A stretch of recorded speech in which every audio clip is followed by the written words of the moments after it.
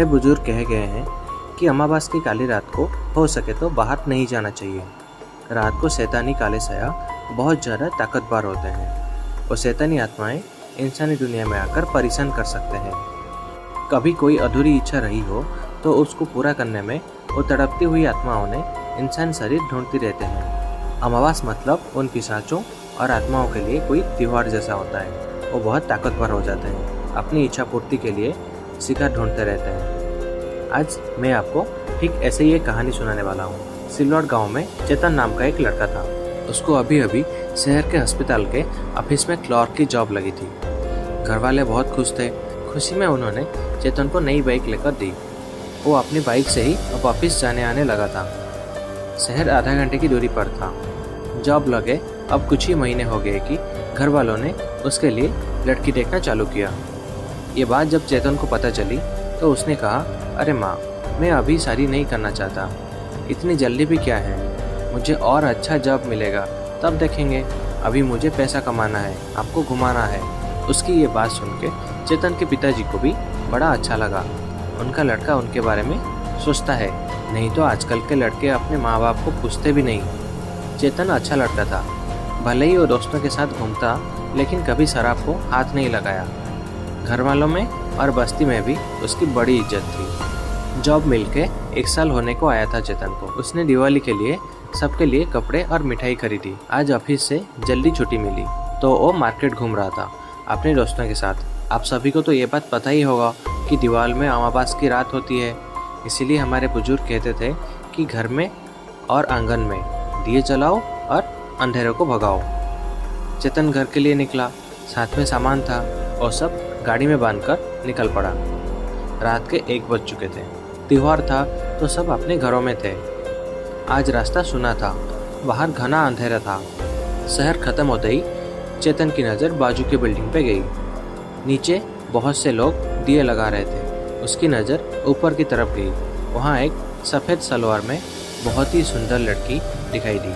चेतन उसको देखते ही उसकी गाड़ी के ब्रेक लग गए। गाड़ी रुकी और चेतन जैसा थम सा गया। जादू भरी थी उसकी नज़र और उसका चेहरा। चेतन तो बस उसको देखकर मन में मुस्कुरा था। उसकी नज़र उस लड़की से हट ही नहीं रही थी। तभी पीछे से एक ट्रक ने हॉर्न दिया।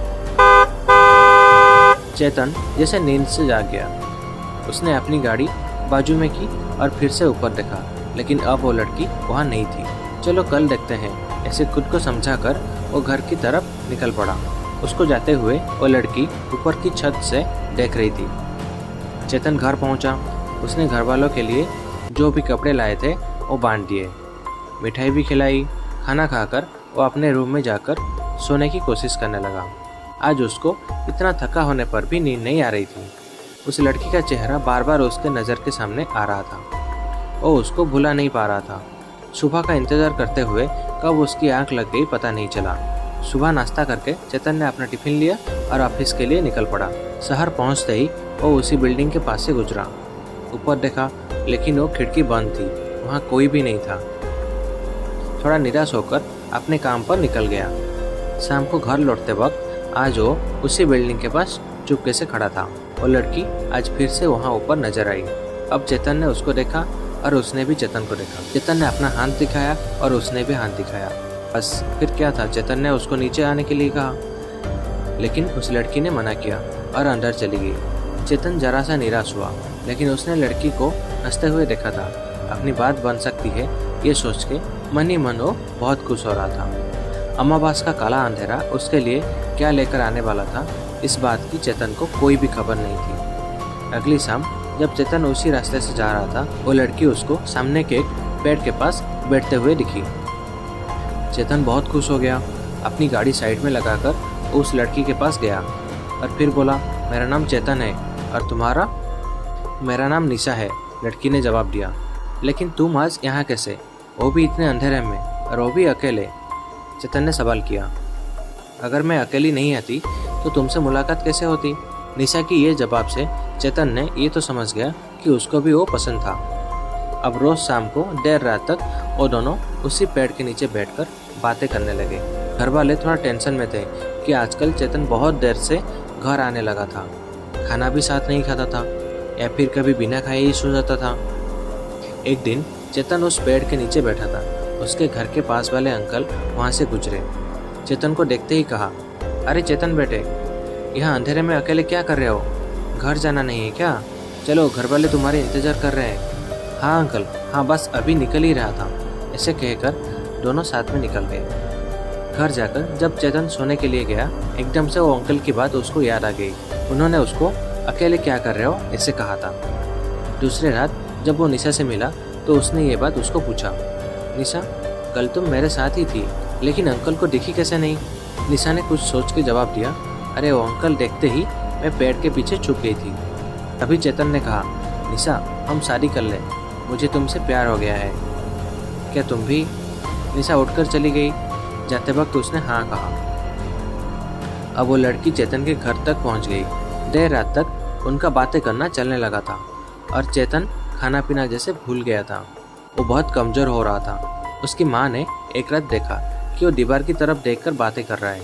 बस उनको उसी दिन शक हो गया कि उनके लड़के को कुछ हुआ है। उसने ये बात चेतन के पिता को बताई। दोनों ने एक रात चेतन का पीछा किया। चेतन वही पेड़ के नीचे अकेले बैठ के बातें कर रहा था। चेतन के माता पिता बहुत डर गए। उन्होंने जैसे ही घर का रुख किया, वो शैतानी रूह बहुत ही भयंकर और डरावने अवतार में उनके सामने प्रकट हुई और हंसने लगी। मैं तेरे बेटे को लेने आई हूँ, मेरे रास्ते में कोई भी ना आना, नहीं तो अच्छा नहीं होगा। आने वाली अमावास को वो मेरा हो जाएगा। घर पहुँचते ही बाजू वाले अंकल ने उसका रोना सुना। वो मदद के लिए आए। उन्होंने भी बताया कि चेतन एक रात वहाँ उस पेड़ के नीचे अकेले बैठा था। सुबह होते ही जब चेतन अपने ऑफिस गया, तब उसके पिताजी और वो अंकल उस पेड़ के पास एक तांत्रिक को लेके गए। तांत्रिक ने बोला, यहाँ कोई बहुत ही शैतानी रूह मौजूद है, वो अपना अधूरा काम पूरा करने आई है। कोई अधूरी इच्छा, आपके लड़के की जान खतरे में है, क्योंकि अब अमावास आने वाली है और ऐसे शैतान अमावास में बहुत ताकतवर हो जाते हैं। फिर उन्होंने बाजू में उसी घर में जाके पूछताछ की जहाँ निशा चेतन को पहली बार दिखी थी। तो पता चला कि उनके बिल्डिंग में ऊपर के घर में एक किराएदार रहते थे। उनकी लड़की वहाँ पेड़ के पास एक्सीडेंट में मरी गई थी। उसकी शादी के एक दिन पहले ही वो मर गई थी। अब तांत्रिक को सब समझ में आ गया। वो शैतानी रूह अपनी अधूरी इच्छा पूरी करने आई थी। दूसरी रात अमावास की रात था। वो तांत्रिक और चेतन के माता पिता उस पेड़ के पास पहुंचकर दूर से चेतन को देखने लगे। काफी वक्त तक चेतन एक ही जगह पर बैठा था। उसने दूल्हे का बिलास भी पहना था। आज वो दोनों शादी करने वाले थे और डायन उसको आज लेकर जाने वाली थी अपनी दुनिया में। फिर तांत्रिक ने अपने मंत्र पढ़ना चालू किया, लेकिन देर हो चुकी थी। सामने से जब जाकर देखा तो चेतन मर चुका था। उसके गले से खून टपक रहा था। निशा ने अपनी आखिरी इच्छा पूरी की चेतन की जान लेकर। तो दोस्तों, आपको ये कहानी कैसे लगी हमें कमेंट करके ज़रूर बताइए। और आज के लिए इतना ही, फिर मिलते हैं एक नया स्टोरी के साथ।